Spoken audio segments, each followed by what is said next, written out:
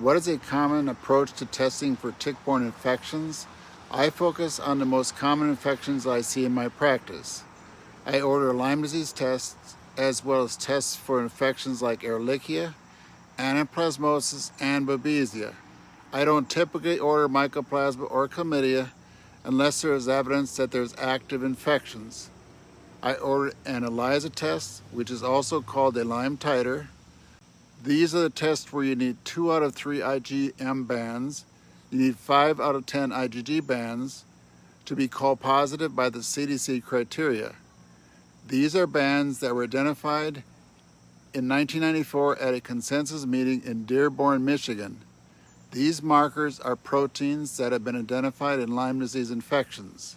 For example, the 41 KDA band represents a protein contained in the tail of a spirochete. I have not been ordering a C6 peptide or a VSLE protein test for Lyme disease. None of these tests for Lyme disease are all that sensitive in my experience.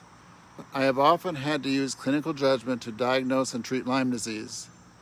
I also order IgG and IgM tests for co-infections with Babesia, Bartonella, Anaplasmosis, and Ehrlichia. I have not found PCR tests for these co-infections as helpful as I would like. I have found a blood smear for Babesia not that helpful if a patient has been sick more than 2 weeks. Some doctors have assumed Bartonella tests have been positive due to exposure to fecal matter from mites living on cats.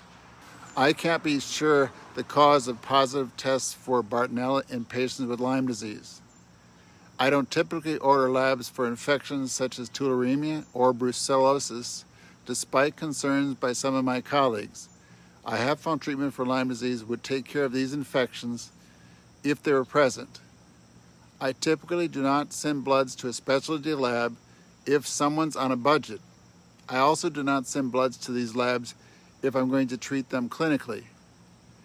I also order extensive testing to rule out other illnesses like a CBC, comprehensive metabolic profile, ANA, RA, thyroid, double-stranded DNA, sed rate, vitamin B12 and D. I may order a free T4 and free T3 if I'm considering a thyroid condition. I have found the ANA frustrating as most of the ANA tests are false positive. A positive double-stranded DNA supports the diagnosis of lupus. My patients don't typically have 3 other conditions that would support the diagnosis of lupus. I refer my patients to see a rheumatologist if there is a need to rule out lupus. I typically order a blood test for a tick-borne illness 4 to 6 weeks after the onset of the illness to increase the chances that I might get a positive test.